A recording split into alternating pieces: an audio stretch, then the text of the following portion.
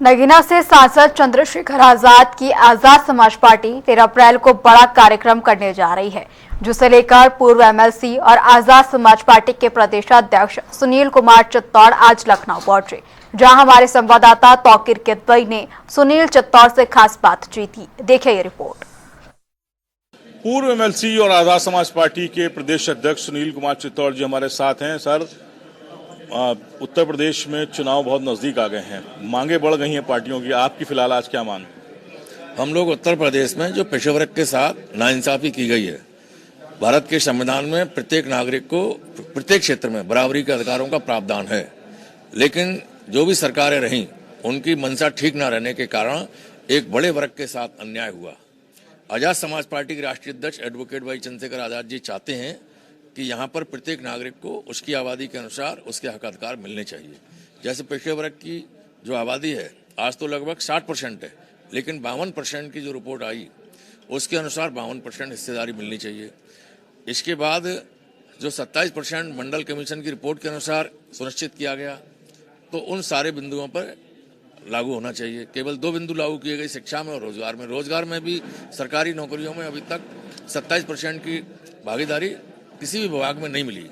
इसके साथ साथ हमारी पार्टी चाहती है कि असेंबली के चुनाव में और पार्लियामेंट के चुनाव में भी जिस प्रकार से नगर निकाय में और जिला पंचायत में पेशे वर्ग को आरक्षण दिया जाता है, उसी प्रकार से असेंबली में और पार्लियामेंट में भी आरक्षण मिलना चाहिए। लेकिन जो मुद्दे हैं आपके, यही मुद्दे राहुल गांधी लगातार उठा रहे हैं। जो आपकी बात है वही बात वो भी कह रहे हैं, तो जब सहमति है तो फिर साथ में क्यों नहीं आते इस तरह की लड़ाई के लड़ने? हाँ, ये तो आप राहुल गांधी से पूछिए कि वो हमारे साथ क्यों नहीं आ रहे हैं। हम तो अपनी बात को कहने के लिए लगातार गली गली गांव गांव घूम रहे हैं। अभी हमने 3.5 महीने में 8 बड़ी रैलियां की। राहुल गांधी जी ने तो एक भी रैली नहीं की उत्तर प्रदेश में। वो तो दूसरी तरफ चुनाव में बिजी। जब वो दूसरी तरफ बिजी हैं तो उत्तर प्रदेश का ध्यान रखना चाहिए। उत्तर प्रदेश देश का सबसे बड़ा प्रदेश है, यहाँ 25 करोड़ लोग रहते हैं, तो 25 करोड़ लोगों का भी ध्यान रखना चाहिए।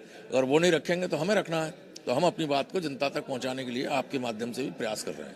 फाइनल ड्राफ्ट लिस्ट आ गई है उत्तर प्रदेश की, बहुत बड़ी संख्या में वोट कटे हैं।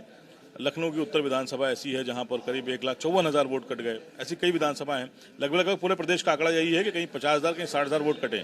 इसको लेकर आजाद समाज पार्टी की क्या रणनीति है? क्या आपको लगता है कि ओबीसी या ऐसी समाज के साथ कुछ गड़बड़ हुई है एसआईआर में? ये हो सकता है क्योंकि जो एसआईआर कराने का निर्णय लिया गया उसमें कहीं ना कहीं कुछ नकारात्मक तथ्य सामने आते हैं। जैसे वोटर लिस्ट में सभी लोगों के नाम हैं। अब उन्होंने इसको पुनरीक्षण करते हुए, गहनता के साथ इसकी जांच करते हुए, जिनके जो लोग डेथ हो गई है उनके नाम काटे, जो लोग घर पे नहीं मिले ट्रांसफर हो गए उनके नाम काटे, लेकिन उनके भी काट दिए जिन्होंने फॉर्म भर के द्वारा नहीं दिया। अब आप देखिए, सरकार ने अभी 50% लोगों को हाई स्कूल पास नहीं कराया है, जबकि संविधान ये गारंटी देता है, सरकार को ये कहा गया है कि भारत के प्रत्येक नागरिक को पूर्ण रूप से शिक्षा मिलनी चाहिए और फ्री में शिक्षा मिलनी चाहिए। लेकिन यहाँ तो 50% लोग अशिक्षित हैं।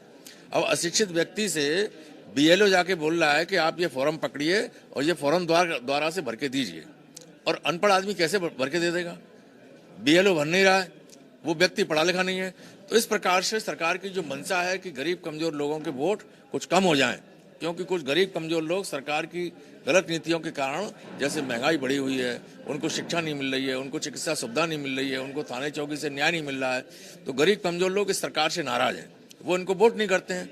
तो उनके वोट को काटने के लिए इन्होंने ये वोट के माध्यम से, एसआईआर के माध्यम से उनको कहीं ना कहीं आप लोग लड़ाई लड़ेंगे, वंचित अवश्य किया है। हम लोग आपके माध्यम से भी कह रहे हैं और हम जहां भी जाएंगे इस बात को लगातार जनता के बीच में रखेंगे।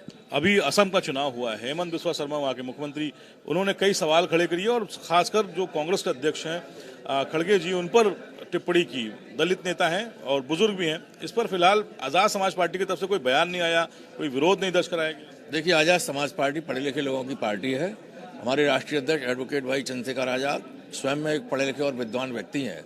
हम लोग इस प्रकार के नेता जो किसी को असंसदीय शब्दों का इस्तेमाल करके असभ्यता के साथ बात करते हैं, उनके लिए यही कहते हैं कि कुदरत उनको सद्बुद्धि दे और ठीक तरीके से अपनी भूमिका निभाएं। बहुत शुक्रिया हमसे बात करने के लिए। सुनील कुमार चित्तौड़ हैं, ये आजाद समाज पार्टी जो चंद्रशेखर आजाद की पार्टी है उसके प्रदेश अध्यक्ष हैं। इनका कहना है कि एसआईआर की लिस्ट आ चुकी है, लेकिन फिलहाल अपने लोगों को वो देखेंगे कि क्या वोटर लिस्ट सही है या फिर गलत तरीकों से उनके नाम कटे हैं, इसकी लड़ाई लड़ेंगे। फिलहाल 13 तारीख को एक बड़ा कार्यक्रम ओबीसी का होने जा रहा है, जिसके लेकर फिलहाल तैयारियां तेज हैं।